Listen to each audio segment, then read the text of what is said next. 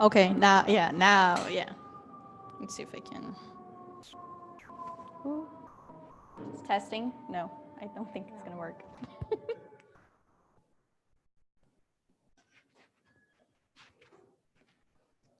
Good? Yeah. Can you speak loudly? Testing, 1, 2. This is good, right? Is it good, the sound? You go? Okay. All right.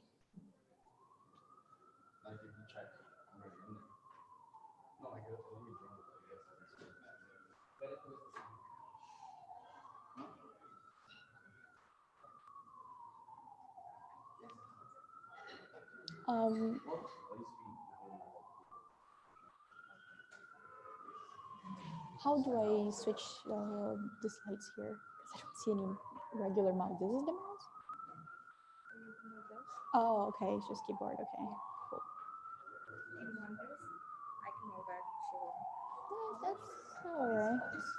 Conversations we're having.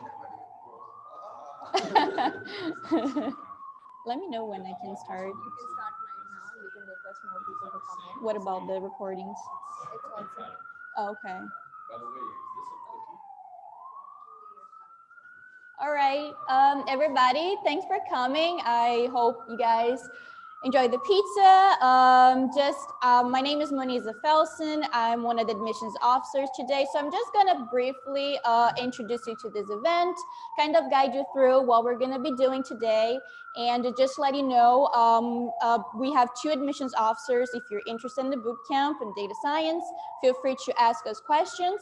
We also have our instructor today that will lead the class, Thomas Laetsch, and then we will also be giving away some t-shirts if you sign up on the iPad that was on the top, on the front door. So just let me know. Also, I want to say hello to everyone that actually is attending this event from home, because we are streaming, we're recording this event.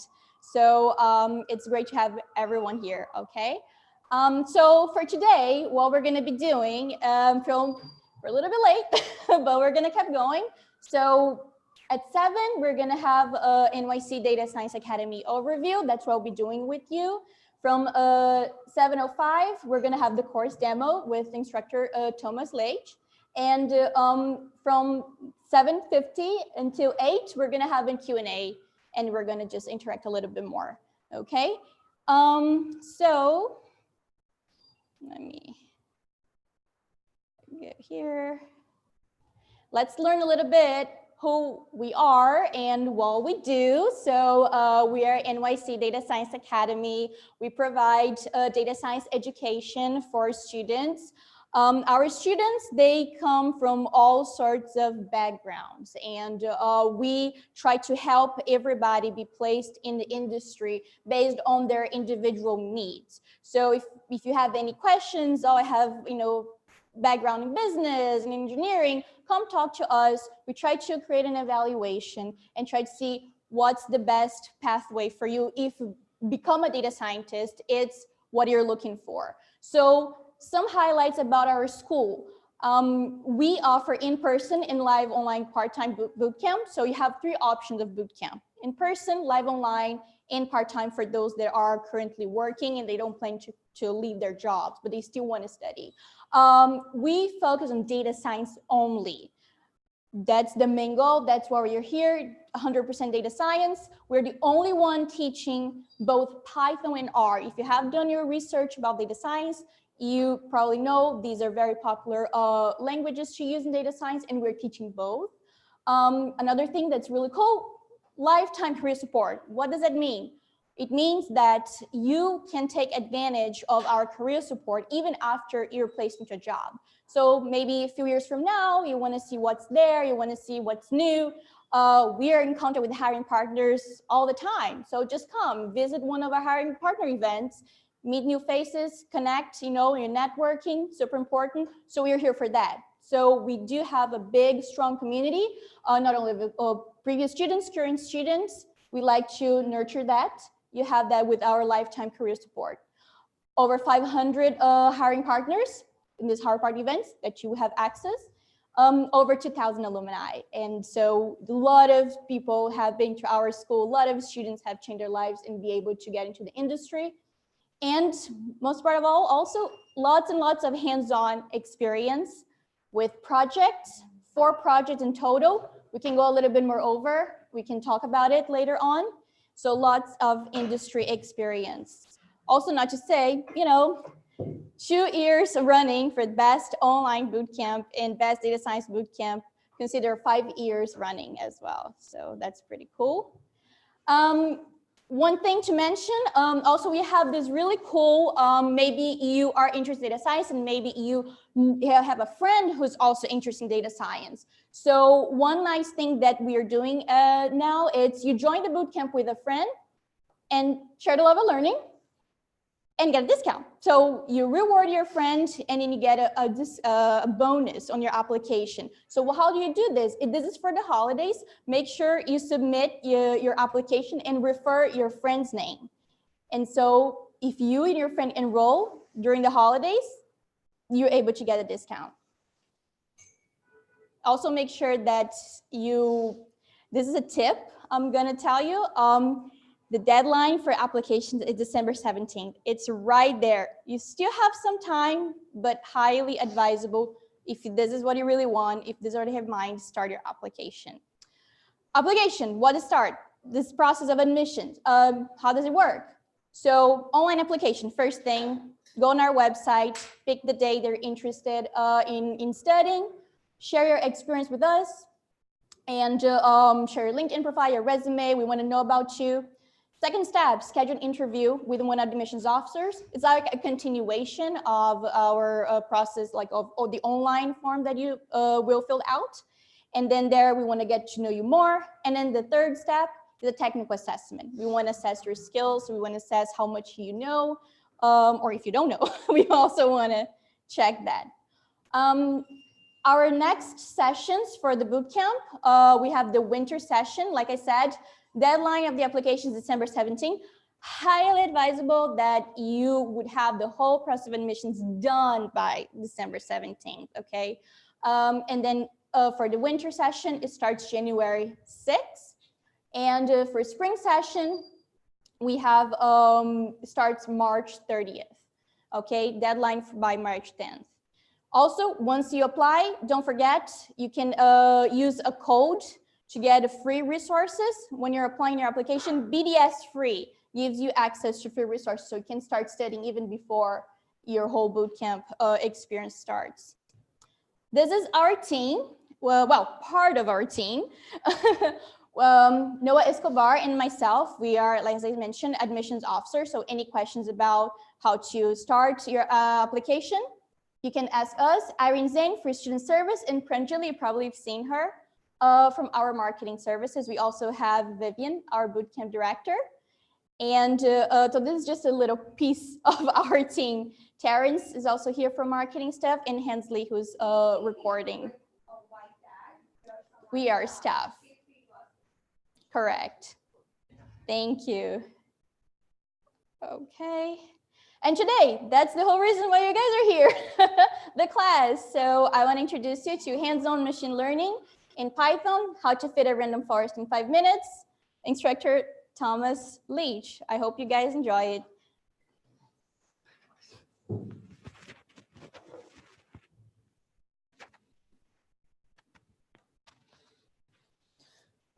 Okay, so for those people streaming online, I know you can't see the audience, but there are literally people hanging from the rafters.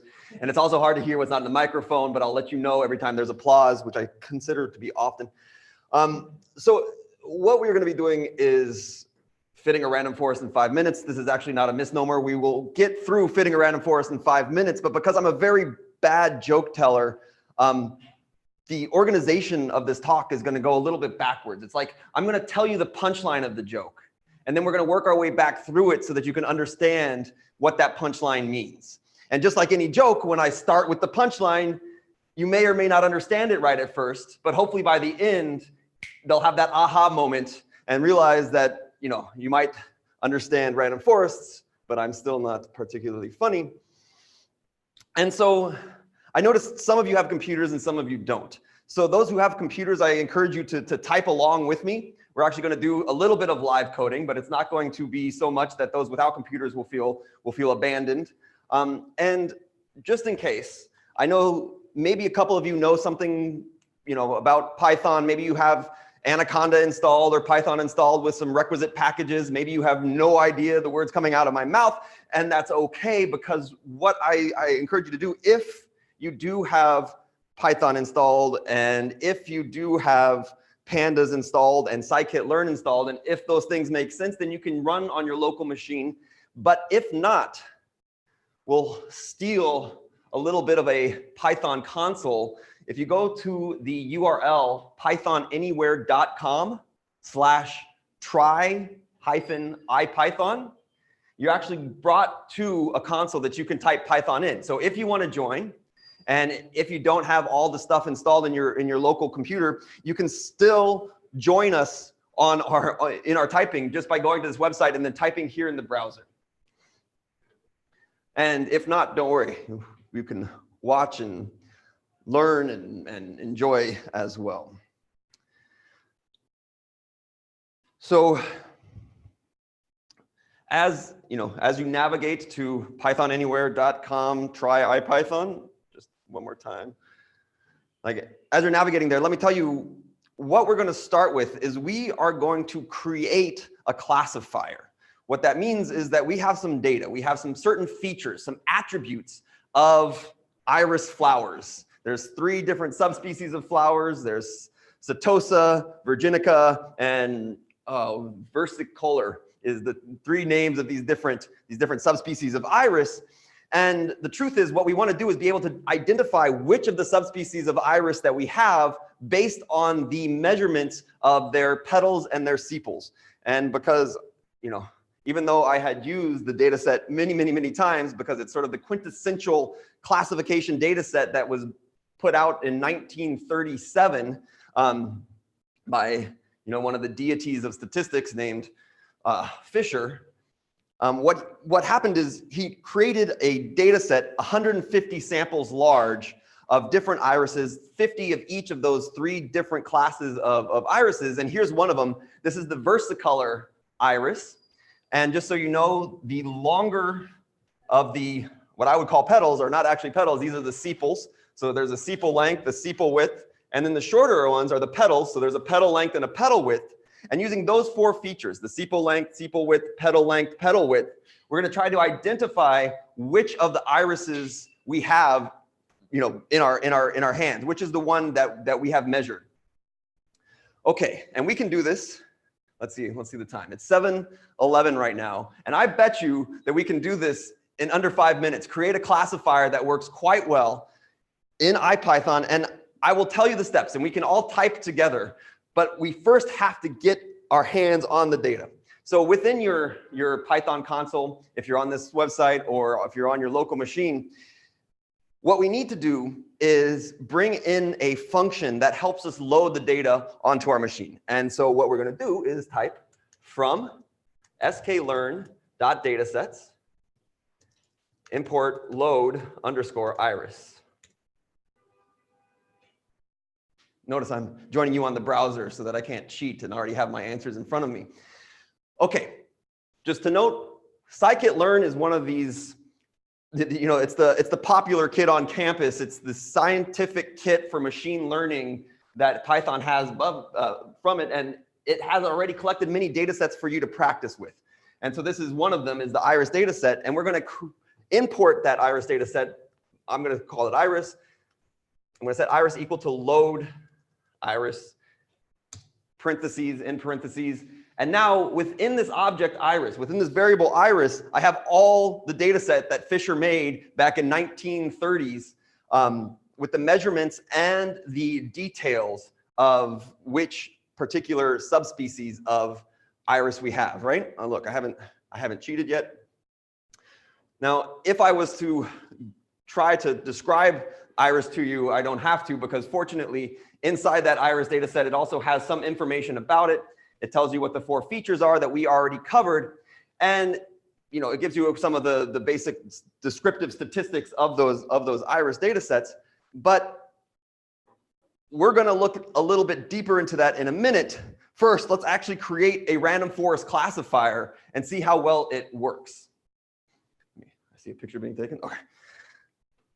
All right. And by the way, it's 7:14. I've got what, a couple more minutes here before I am out of my 5 minutes. So again, from the scientific kit for machine learning, from the module ensemble, I'm going to import random forest classifier. Okay, and you may or may not believe me, but we're actually almost done making our classifier at this point. I need to make an initial instance of this random forest classifier. So I'll call it, say, RFC, name it what you like, but this seems to be good.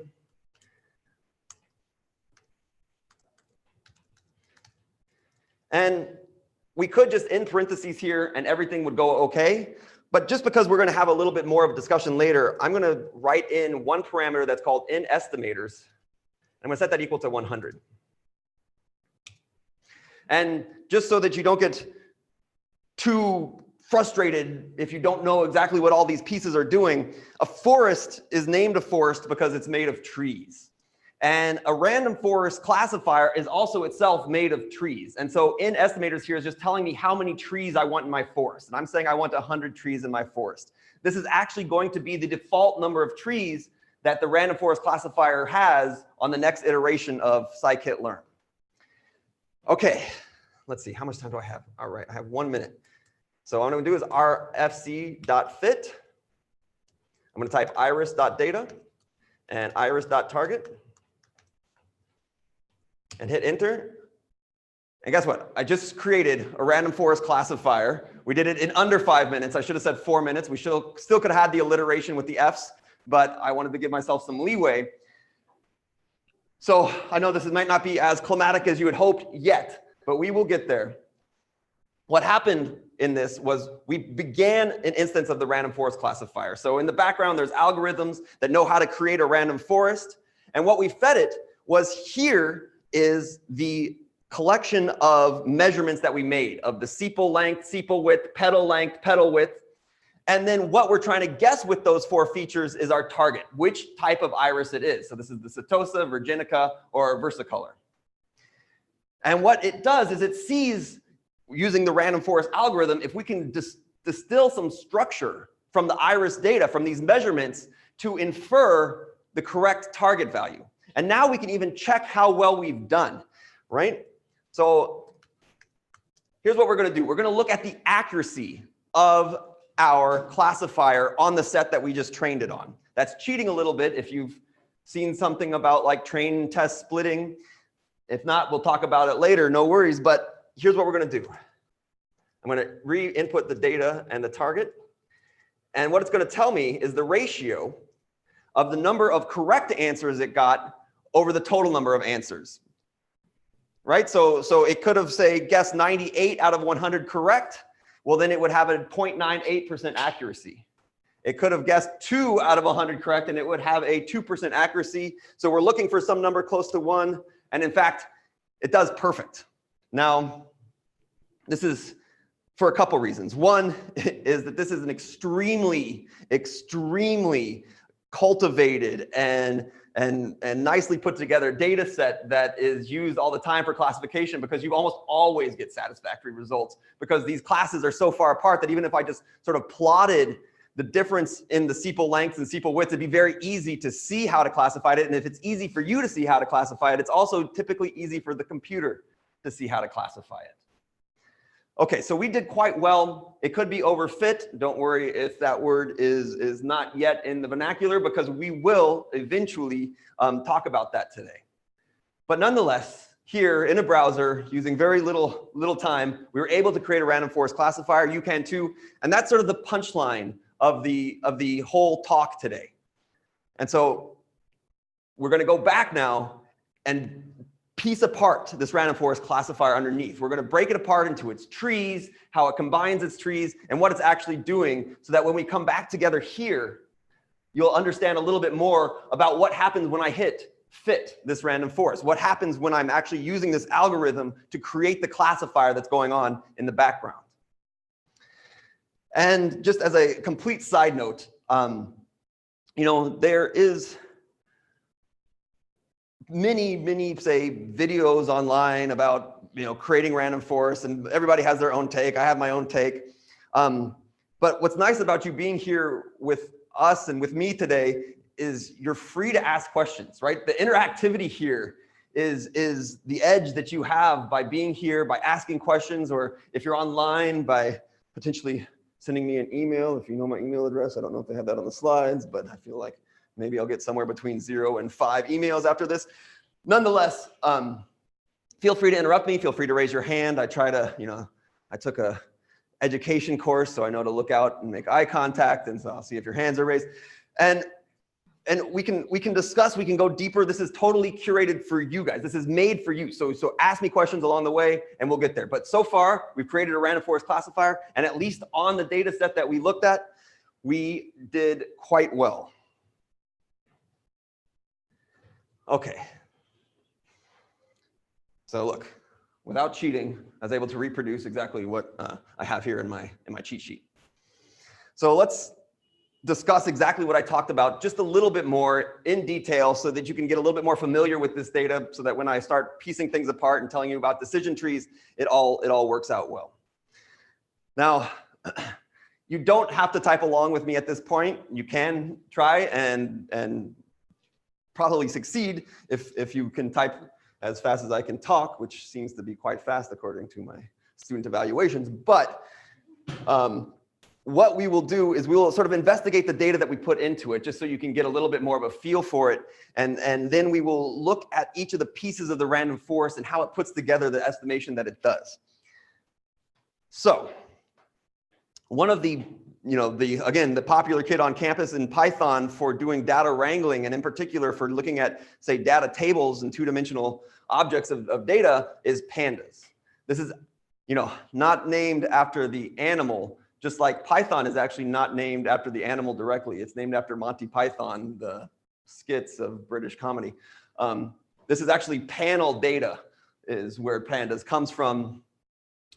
And what I'm going to do is I'm going to take that iris data. This is the sepal length, sepal width, petal width measurements, and I'm going to throw it into one of these pandas data frames, and I'm going to just investigate it. So I take my iris data, I name them with what they're named after, what the features actually are doing, what they're describing. I put them into a pandas data frame, and I'm just going to call this X for the time being.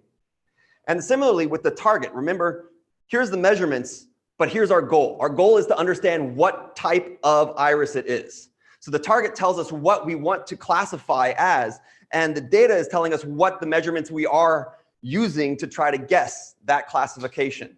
So here, X is going to be that data that we're going to try to use to infer what Y is, and Y is going to be our goal, our target, right? And so from the iris.target, I'm going to put that into a data frame. I'm just going to give it some column name. And because I know it's a numeric value, just because I already looked at the data, I'm going to call that column name iris num type. Okay. Now, scrolling down, one nice thing about pandas data frames is that you're able to very quickly look at them in a sort of visually stunningly nice way. So if I look at the, say, 5 rows randomly sampled from my data frame X, from my data that I have put together, again, you can see that maybe I wasn't completely lying to you about what each of these columns represent. So in centimeters, this is telling you the sepal lengths, the sepal widths, the petal lengths, and the petal widths. And each of the rows represents one sample, one specific iris flower that Fisher or one of his subordinates was measuring so that they could put together this data table. Right? And so I want you to pay attention. Here's these numbers here. What do they represent? These are just the index. It's just some numbering along the columns to identify, or along the rows, just to identify which number row it is. So since I took a random sample of 5 rows here, these were this is the 26th row, the 71st row, and so on. So those numbers are just to tell you where they land within that data frame. If I do the same with Y and I take a random sample, not so random because I actually want it to match up with X, my data, just so that we can compare. I still am taking the 26th row, the 71st row, 99th row, And we can look around. So with the sepal length, sepal width, petal width of these values, that was a setosa type iris. Compared to if I have sepal length 6.1, sepal width 2.8, petal length 4.0, and petal width 1.3, that one was a versicolor iris. Yes? You were able to guarantee that you were going to get the same random rows using the random state approach? That's correct. So the question is, how did I guarantee if I randomly sampled that I was going to get the same random sample? And the way I did that was in my sample call here with the pandas data frame, I set the same random state. And how did I pick this random state? Well, today is December 11th, I think, right? So I just chose 1211 arbitrarily, but as long as this number, 1211, agrees with this number, 1211, then I'm guaranteeing that I'm starting, this random sample sort of starts at the same point and goes along. There's no such thing as true randomly generated numbers. We always, unfortunately, have to have some algorithm, some way to determine what it is. And the randomness comes from these seeds. So there's like a second label, like a second layer of randomness. You input a seed, and based on that seed, then it generates numbers that look random. So if I gave it two different seeds, then those number distributions would look quite different. But giving it the same seed, it sort of starts the rock dropping at the same point, and it will fall the same way, even that if as it's falling, it's a little bit jagged, that looks random. So yeah, by setting the random state within the sample to 1211, in both X and Y, I was guaranteed the same rows along the way. And just to note, I connected a method on here, sort index, because that random sample could, in fact, come out in any order, and I just wanted to make it 26, 71, 99, 109. I just wanted that to be ordered. So the sort values isn't doing anything effective, it's just making it look a little bit nicer so that we can read it, I don't know, a little bit easier. Okay, let me take a break here and ask if there are any questions at this point of what's going on. Yes?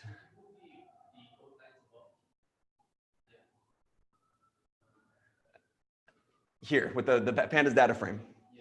Yeah, so I'm scrolled up to the code lines above. While I'm here, just in case, just so that everybody has a chance to type, let me tell you a little bit more about what's going on here. In most coding languages, in Python and in R, there are ways to import extra libraries. So there's certain base functionality in all these languages. So just when you start up an instance of Python and start up an instance of R, there's certain base functionality that it has built in, right? You can add a plus sign. You can put 3 + 4, and you'll get 7, and you don't have to do anything special. But then a lot of objects you want, or a lot of methods or functions that you want it to do, aren't sort of built into the base, and so somebody else has to build a library that you have to tell it to use. And in Python, the way you tell them to use these libraries that aren't just built into the base functionality is through import. So here, forget this as PD for a second. I'm just saying I want to use this pandas library, this panel data library, and I'm going to do that by importing it. Now, I am lazy, and so I don't like to type pandas every time, so I'm going to give it a nickname. And the nickname I give it is PD. This is the common nickname. It's just an alias. But this really means I want to import pandas. But whenever I'm pulling something from pandas, I'm just going to refer to it as PD so I don't have to keep typing pandas over and over again. OK, so for example, when I set up X here as a data frame, I type PD instead of pandas.dataframe. This then will create my data frame from the iris data that we had before. And I can even name the columns. And fortunately, in this Fisher iris data set, it also gives us the feature names, the column names along the way. And similar story with Y here. All right, are there other questions? Just one question. The total number, I see the last number is 125. Didn't we have some number up to the very beginning, I guess, 100? There's 150. There's 150. There's 50 of each type. So there was 50 setosa, 50 virginica, and 50 versicolor, right?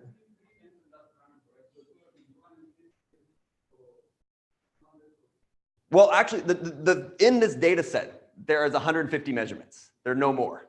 So, this was done back when you actually had to go out with a pencil and paper and write this down. So 150 back then was big data, whereas 150 billion now is big data, right? But this is 1930s big data.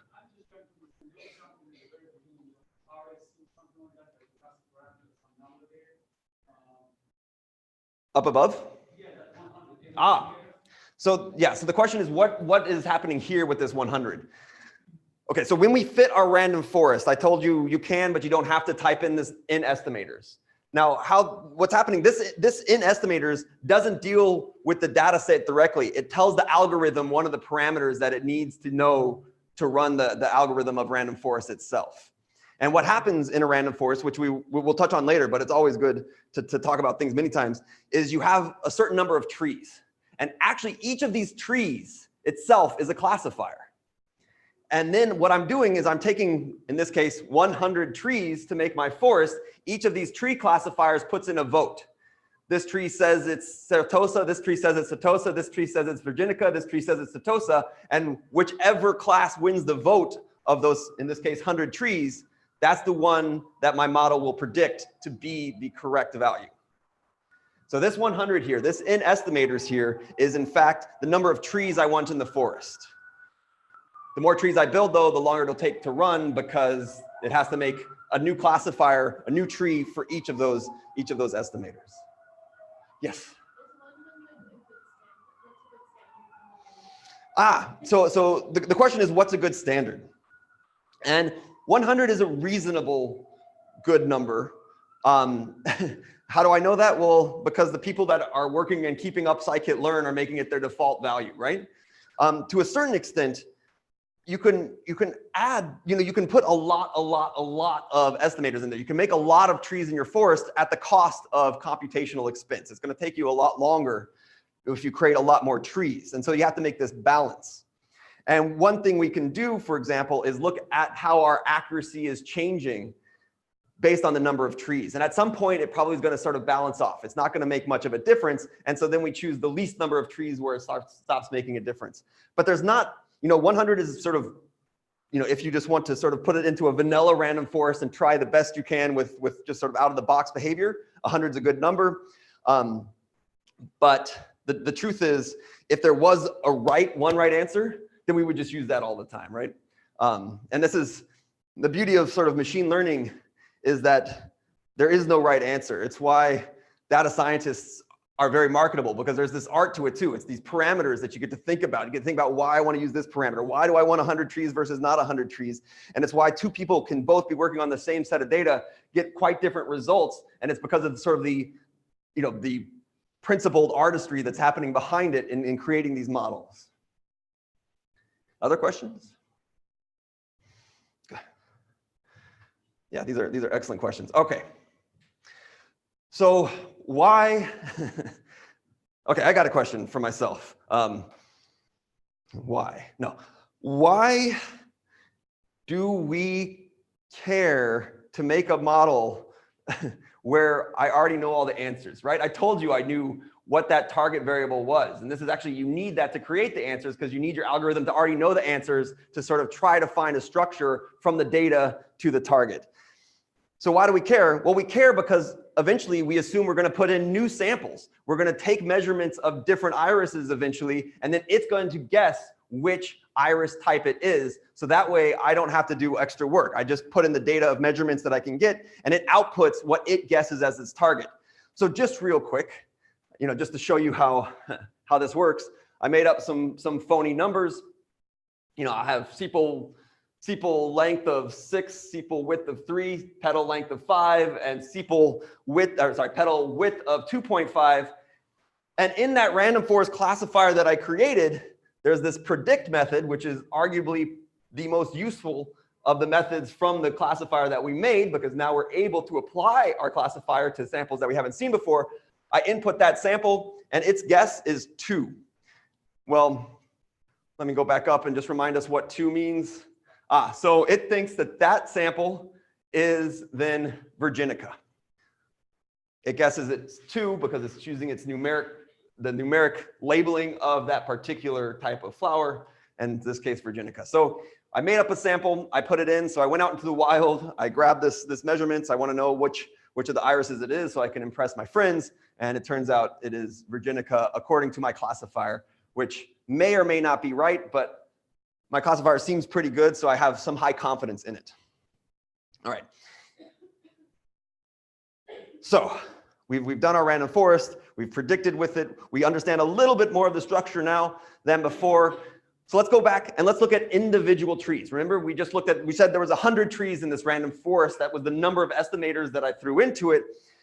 So let's look at individual trees. What are these individual trees and how do they work? And so this, I mean, it's a toy example because, you know, there's beer and I should have put pie instead of cake, right? Because we're having pizza. But there's beer, wine, and pie outside. And it's like, how do you want a carb load tonight?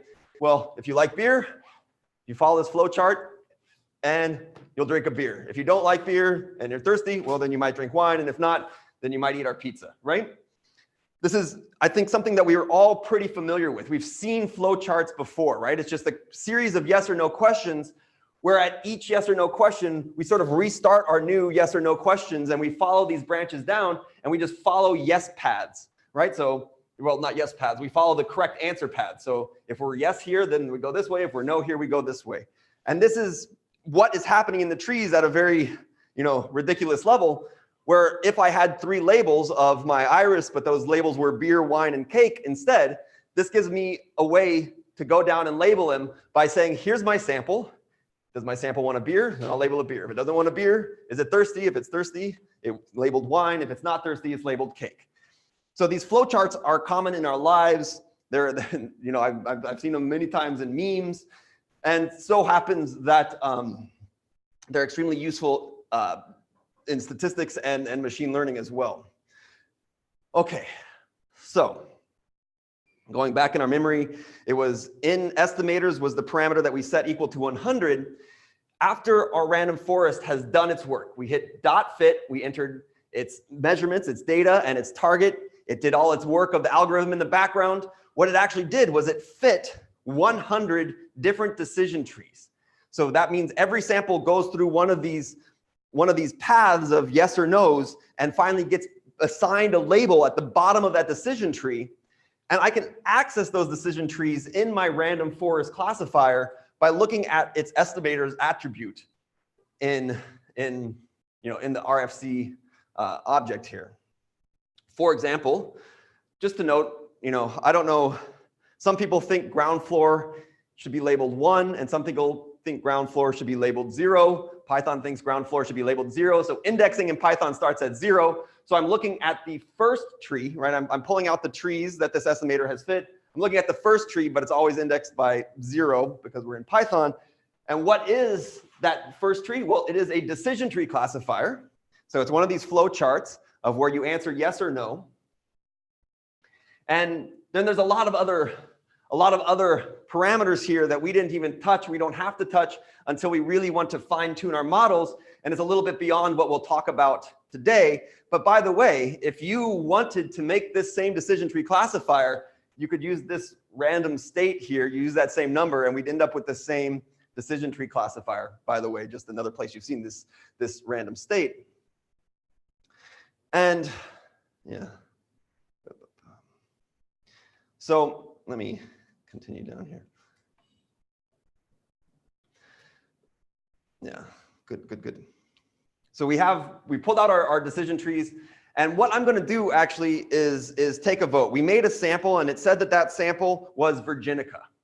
Everybody remember we made up a false sample that I kind of pulled out of thin air. We threw it through, and it said it was Virginica. And let's see what votes there were from those 100 different trees. So what I'm going to do is for each tree in my set of trees, again, there's a little bit of Python class method applications here that we can talk about and we can get deeper into it. I'm happy to decompose all of it.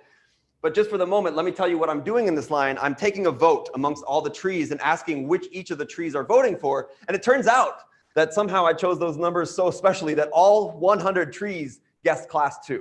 So certainly I will be assigned class 2. It doesn't always happen that way. It could be, say, 3 guessed class 1 and 97 guessed class 2, or it could be, 40 guessed class 1, 5 guessed class 2, and 55 guessed class 0, and whichever one wins, gets the vote. But you could imagine, each of these, you can imagine it saying 0 You know, the label of 0 got 0 votes. A label of 1 got 0 votes. And a label of 2 got 100 votes. It's just magic right now. But I can make that into probabilities as well, right? So I can just look at the fractions. So let's just say, unfortunately, this example didn't work out as well as we had hoped, as well as was a royal we. I wish that there had been other trees that voted different ways. But for the moment, if it was 97 that voted 2 and 3 that voted 1, then I would say 3% probability of it being 1 and 97% probability of it being 2. And what's nice about that is my random forest can tell me what those probabilities are. It just so happens that all 100 voted for Virginica, and so the probabilities are 0 of Setosa, 0 of versicolor, and 100% or probability of 1 of being the Virginica. So what? Well, it's just cool that we can look at this as a probabilistic classifier as opposed to just a yes or no. You could think that maybe you can get some more information out of the probabilities. It tells you about the decomposition of the votes of the trees rather than just a yes or no. Is it Virginica or not? And so there's extra information hidden in here, which is quite useful, which is the point of me showing you that even though it seems a little bit afar from what we were talking about. And so, of course, you remember my Da Vinci masterpiece of the beer, wine, or cake. Here is one tree's actual, the one tree's actual chart, I should say, right? So this is if I create a decision tree classifier for the iris data set, but instead of using all 4 features, because that will make a much longer tree, I'm just going to use 2 features, and we see how it breaks apart. So I'm just going to use, say, sepal length and petal length to create one decision tree classifier. And so x0 here will be sepal length, x1 here is petal length. So what this first cell says is, hey, is x0 less than 2.45? If yes, we'll come here. It turns out that if your sepal length is less than 2.45, well then you are definitely Setosa. Setosa is very easy to classify. It's actually quite far removed. But if you are not, if your sepal length is greater than 0.45, you have to go this direction. And then the next question is, okay, well, you have a sepal length greater than 2.45. What about your petal length? And it's like, okay, well, maybe if your petal length is 1.75, we go this way. If it's greater than 1.75, we come this way. But look what happens. So there was 150 samples, if you remember. There was 50 Setosa, 50 versicolor, and 50 Virginica, right? By asking that first question, we were able to peel off all the Setosa. And now we only have 50 Virginica and 50 versicolor. We asked the next question about its petal length, and depending on where you land, we've almost done a great job because 49 of the 50 versicolor land on this side, and only 5 of the other one land here, versus 1 of the versicolor and 45 of the other here. So we've done a pretty good job already at this cut. This decision tree is doing quite well, but we can keep going, and we can keep going, and we can keep going, and eventually we divvy up the rest of those 100 different samples into being this final leaf, this terminal node. If I follow all the paths and I end here, well, I'm definitely going to guess versicolor. If I followed all the paths and I landed here, well, then I'm going to guess Virginica. If I followed all the paths and land here, I'll guess Virginica. And if I followed all the paths here, Virginica, and here, versicolor.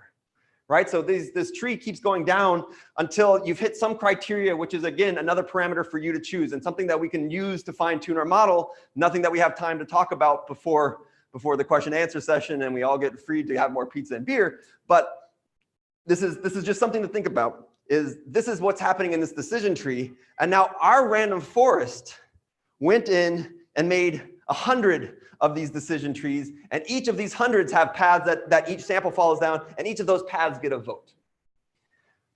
Now, one thing I want to make clear is the random forest worked pretty well in the iris data set, but almost everything works pretty well on the iris data set because it is such a nice and easy visual data set to use, and it's good as sort of like as an example data set. But I want to use a more realistic data set and one that actually is more complicated, because a random forest, by making all these decision trees and taking a vote from each of these decision trees, you know, it's a pretty complex model, and it's actually applicable in many, many ways.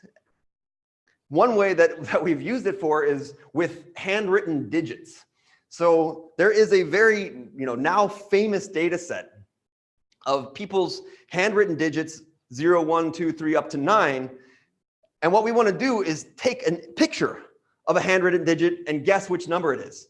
And of course, you know this is from life, because when you get mail sent to you, there's not a mail person behind everyone writing down the address to go to. It goes through a machine. The machine scans the address. Most of those addresses are handwritten, and it has to discover which numbers that those handwritten digits are using and which letters, and then it divvies it up itself, as opposed to somebody having to do it by hand anymore.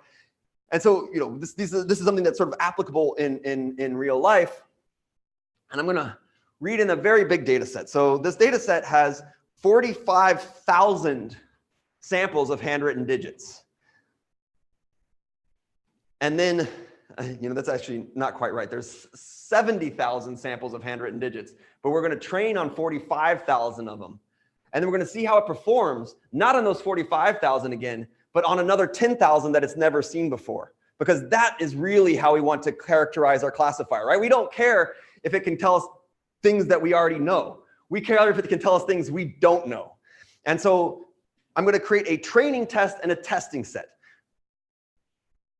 All right, so starting with our training set, I read in my training set. Let's run through this real quick. I have a CSV file saved, the comma separated value file saved, where each row of this is 1 pixel's value of color.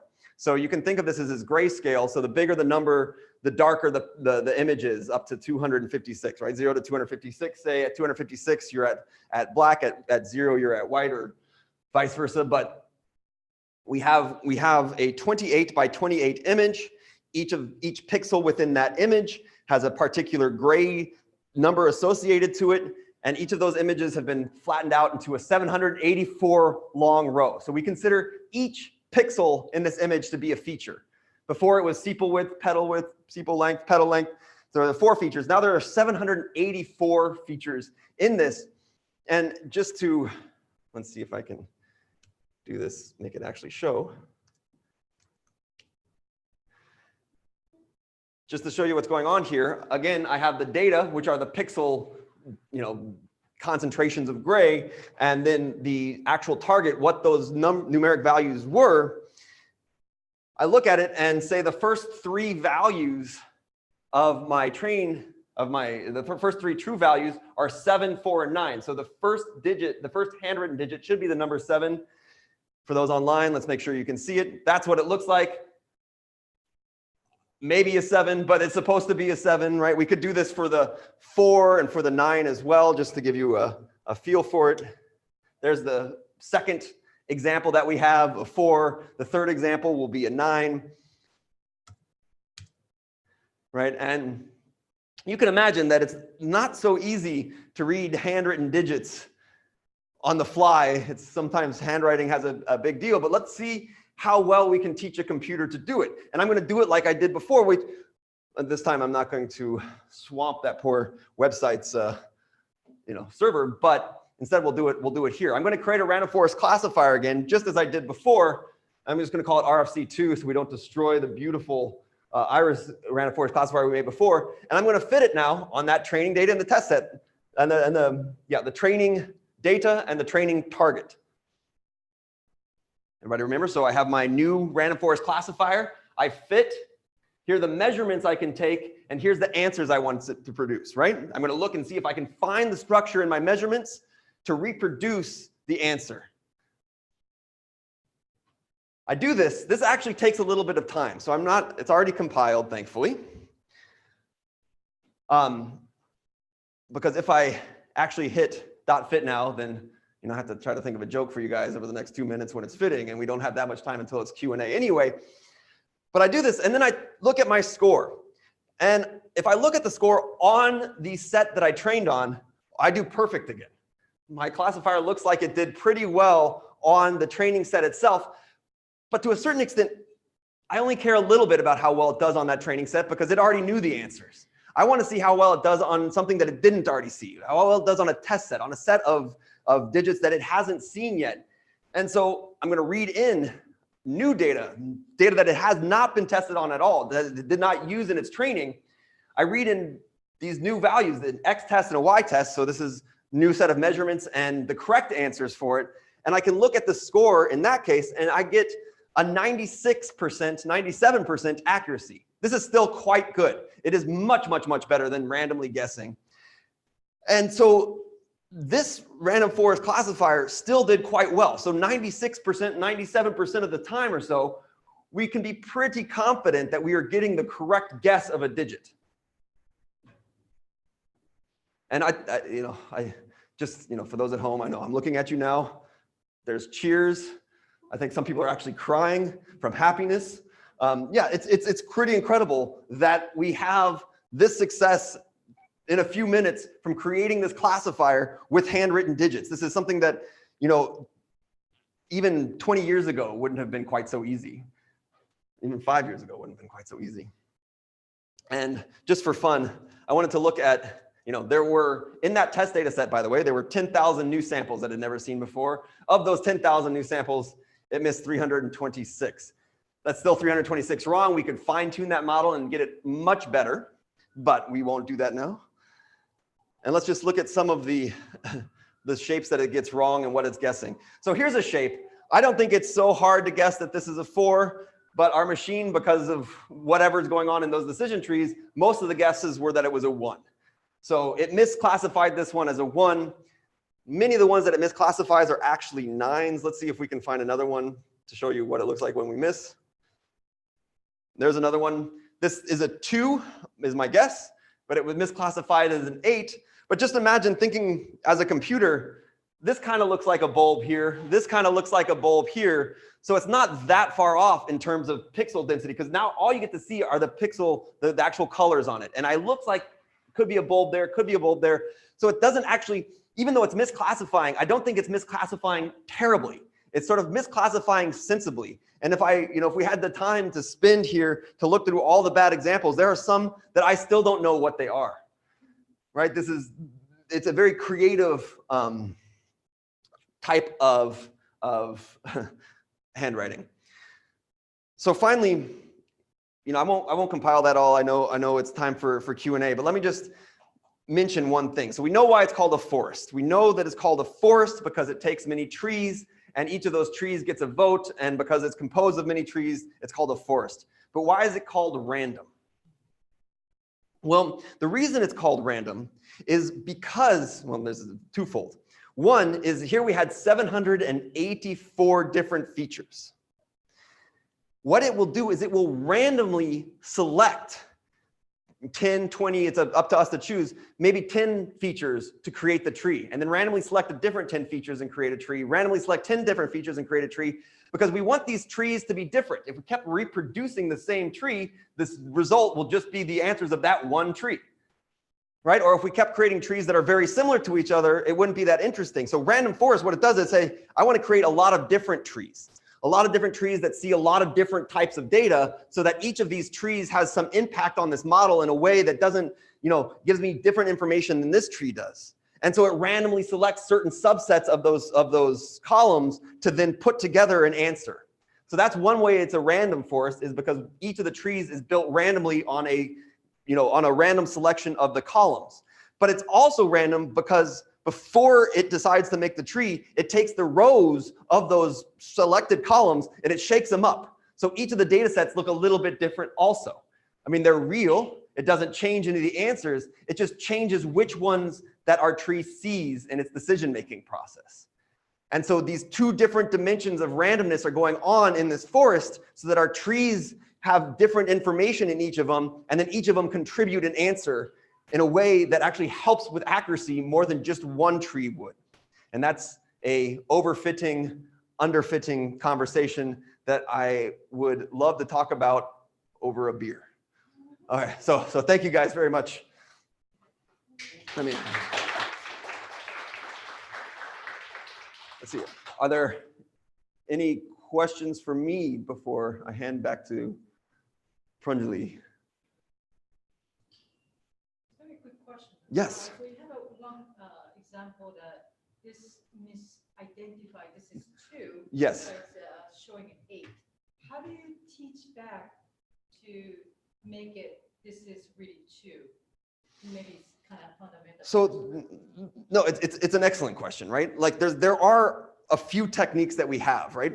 One of them is we see that this didn't perform as well as we wanted it to, right? It's missing some of the ones that we don't want it to miss. We can go back into a lot of those parameters. Say we can increase the number of trees.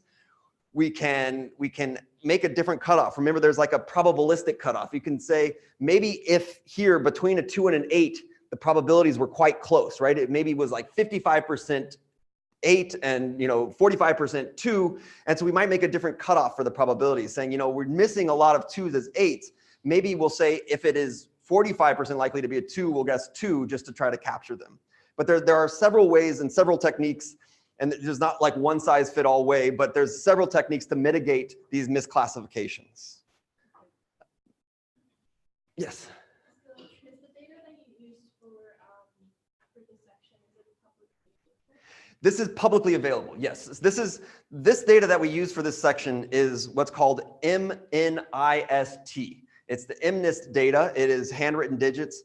Jean LeCun, who is I think AI, the head of AI at Facebook, is one of the people that has worked on it since I don't know, since it's been around, and it's hosted on his site.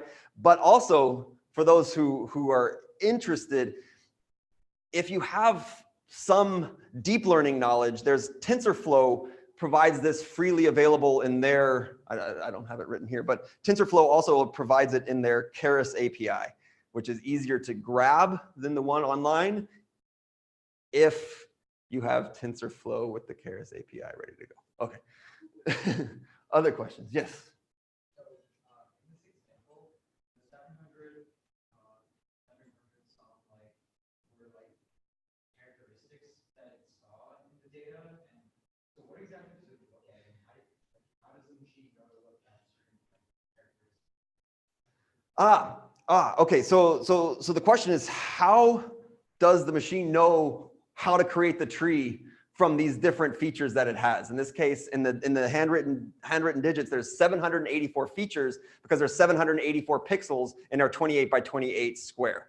So each of the colors in that pixel is just represented by a number. And we want to say, hey, how does it know how to do that? And the answer is going to be similar to a lot of machine learning answers that you'll get for that similar question. We have a cost associated to getting a wrong answer. And what we do, and I'm actually happy to sit down with you on a piece of paper after this, but what we do is based on that cost, right? So we try to make a split on, say, the first feature. We try to make some splits on the second feature. We try to make a split on the third feature, and whichever one lowers our cost the most, we take that split. And now we look at that split and we divide it up into 2 new subtrees, right? And then we ask which feature at which cut point reduces our cost the most in this subtree, and which feature with which cut point reduces our cost the most in this subtree. And then we keep following it down until we've hit some sort of tolerance of how low we're willing our cost to be, for example. And that is how we make the decisions along the way. But at the end of the day, there's really some sort of cost, some sort of penalty for getting a wrong answer, and we're always trying to minimize that penalty. And it does the same thing here. Does that answer the question? Unsatisfactorily? Yeah. Okay, good. Okay. So I know everyone has to travel back home, and which is why we're concluding the session here. Thanks a lot for joining today inside of it being like the snow day.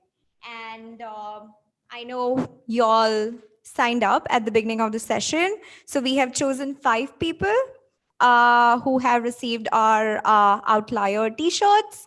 So I'm just going to announce the names, and also a reminder, everyone will get an email from us by tomorrow with the recording of the session. If you have any follow-up questions, feel free to catch Thomas after the session. We also have 2 TAs. So if you have any questions related to the curriculum or the bootcamp or anything else that you want to know about, feel free to look for them. They are wearing a tag, so you should be able to identify them.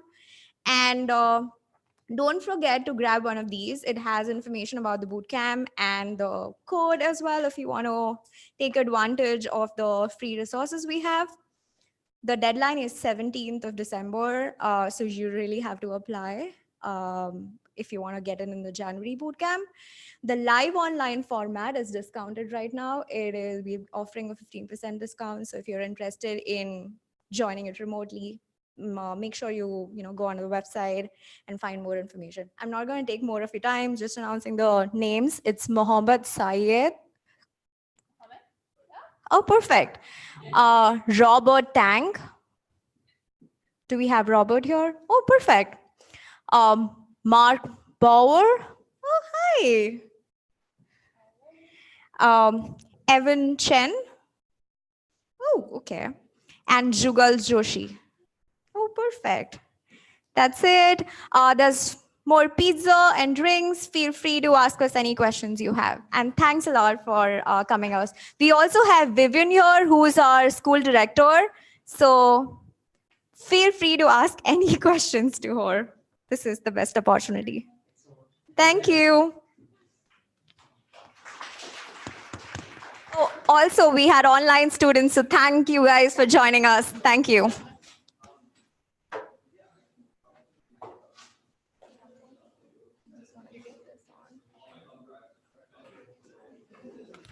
Also, if anyone needs to visit the restrooms, these are the code.